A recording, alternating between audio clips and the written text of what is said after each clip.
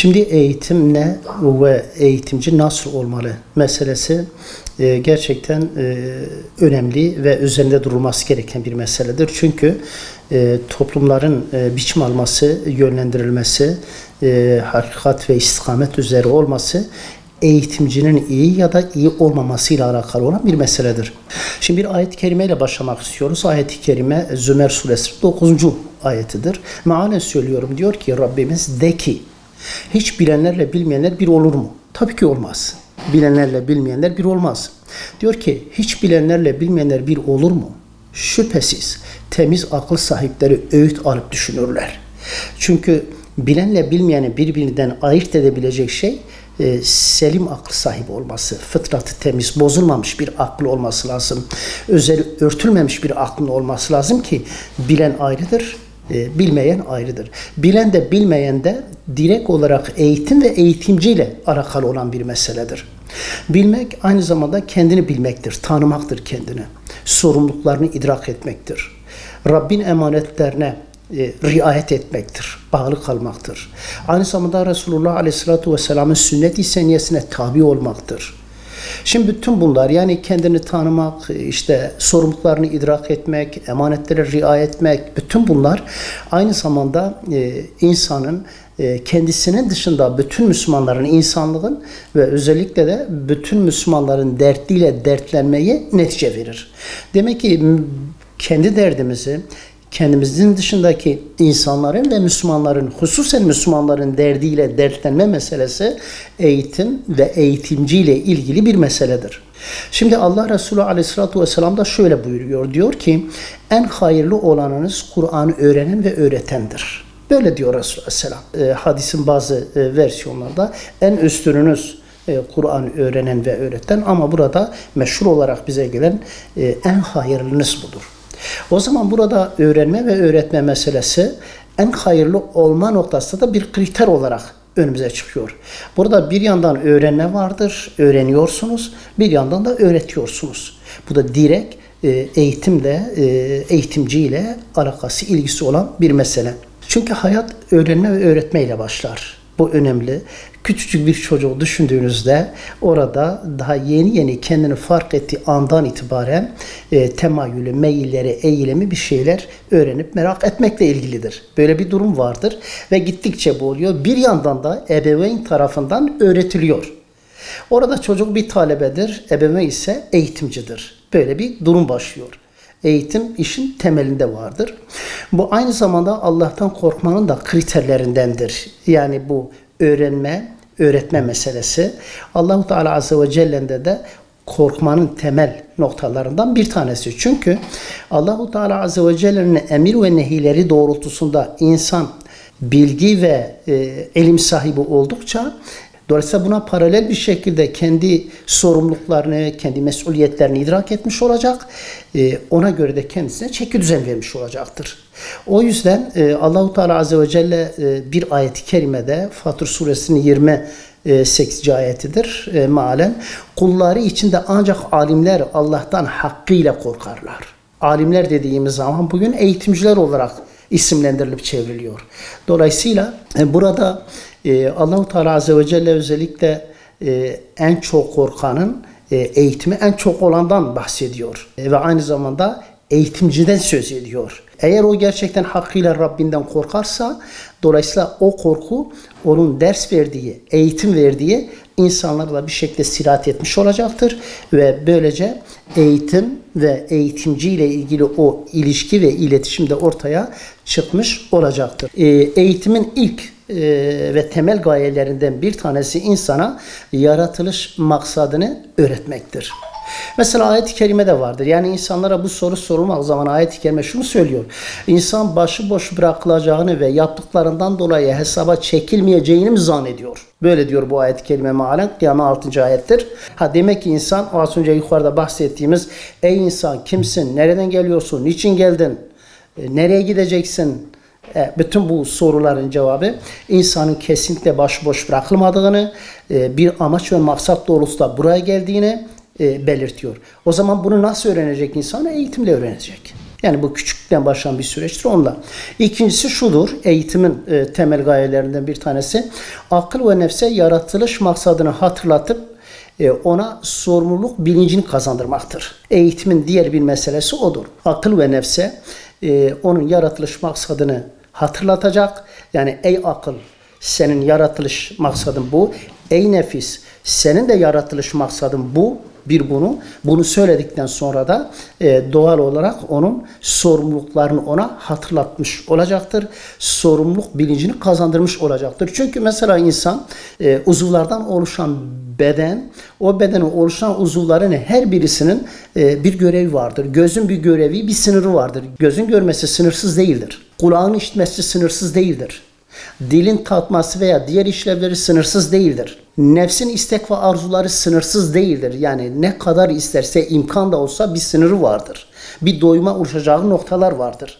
Dolayısıyla eğitim dediğimiz hadise, ey göz haddini bil, senin sınırın buraya kadardır. Bir diğer nokta, üçüncü olarak eğitimin özellikle temel gayelerinden bir tanesi, ahlaki davranışların biçimlendirir, onlara teknik ve pratik beceriler kazandırır. Eğitim böyle bir şey vardır. Yani özellikle insanın maddi ve manevi ahlakların, ahlak türlerinin, ahlaki erdemlerin veyahut da tersine onları bir tanıtır, onların güzel tavırlarının önüne çıkar, biçimlendirir, terbiye eder, şekil verir, yol yordam verip onu yolcu eder. Yani böyle bir şeye kavuşturur. Ahlaki davranışları biçimlendirir. Bu önemli bir şey. Yani düşününüz ki bir ağaca düşününüz. Eğer onu bulamadığınız zaman sağa sola onun işte dalları vesaire gider, ama ne yapıyorlar? Budamayla onu derli toplu bir biçim veriyorsunuz. Başkasına, yakınına zarar vermesin, biçimsiz olmasın, derli toplu çıksın, enerji bir noktaya aksın. Bütün onları yaparsınız. Dolayısıyla burada da insana maddi ve manevi olan ahlaki erdemliklere bir biçim vermektir. Teknik ve pratik olarak beceri oluşturmak. Yani aslında işin özü şudur burada. İnsandaki potansiyel kabiliyetlerin amacına uygun ve doğru bir şekilde harekete geçmesini sağlamaktır. Yani insan yetişirken belki kendisinde çok iyi cevherler vardır, güzel cevherler vardır ama farkında değildir. Bunu nasıl yapıyor? Eğitimle siz o insanı, o kendisinde bulunan cevherden haberdar ediyorsunuz. O cevheri çarçur etmemesini söylüyorsunuz ve onu bir yere kanalize ediyorsunuz.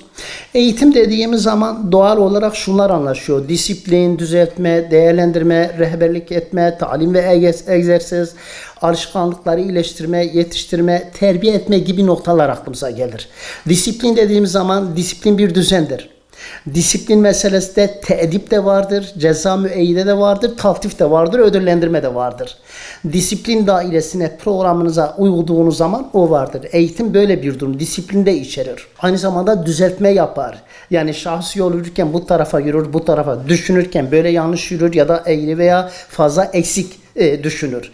Bütün bunlarda ne yapar? Konuşurken konuşma üslubunda, konuşma tarzında, vurgularında, adabında vesaire artı eksiler olur. Eğitimle siz bunu düzeltmiş olursunuz. Dolayısıyla eğitim disiplindir. Eğitim düzeltmedir. Aynı zamanda. Ama bu düzeltme Rabbani ile bir düzeltmeyle olur. Fıtri bir düzeltmeyle olur. Yine yani nefsi ve indi bir düzeltmeyle değil. Bir disiplinle değil. Aynı zamanda bir değerlendirmedir, puanlandırmadır. Onu yerli yerinde konumlandırmadır. Böyle bir durum. Rehberlik etmedir. Tıkandığı noktalarda yol göstermektir. Talim etmedir. Yani burada talim ve terbiye dediğimiz bir hadise, öğretme hadisesi vardır. Onu yaşayarak öğretiyorsunuz. Mesela anne çocuğu anneye babaya bakarak kendine bir şeyler öğrenir. Bu yaşayarak öğretme hadisesi. Ya da şöyle diyelim, bir çırak bir meslek erbabına gider. Onun yanında o mesleği öğrenmek ister. Ne yapar? Ona bakarak bir yandan çalışır, bir yandan bakarak öğrenir. Bu bir talimdir aynı zamanda. Egzersiz, hareketlendirerek, hareket yönlerini vererek, alışkanlıkları iyileştirme. İnsanın çeşitli alışkanlıkları olur. Eğitimle siz bu alışkanlıkları faydaya dönüştürebiliyor. Çünkü zararlı alışkanlıklar da olabilir. Bugün toplumda, gençlikte, nesillerde farklı alışkanlıklar vardır. Kimisi fıtrata uygundur, kimisi fıtrata zararlıdır. Eğitimle siz bu alışkanlıkları belli bir terbiyede onu yetiştirip faydalı hale dönüştürebiliyorsunuz. İyileştirme yapabiliyorsunuz, yetiştirme yapabiliyorsunuz ve aynı zamanda terbiye. Bütün bunlar eğitim kavramının içine girmiş olan bileşenlerdir. Eğitimin içinde bu manaların ve daha fazlası vardır. Dolayısıyla bize göre eğitim şudur, insan davranışlarına müsbet yönde şekil veren bir eğilimdir. Bunu söyleyebiliyoruz. Aynı zamanda dünya ve ahiret saadetine giden yolun şuurlusu ve bereketsiz, sağlıklı bir eğitimle elde edilebilir. Böyle bir durum da vardır.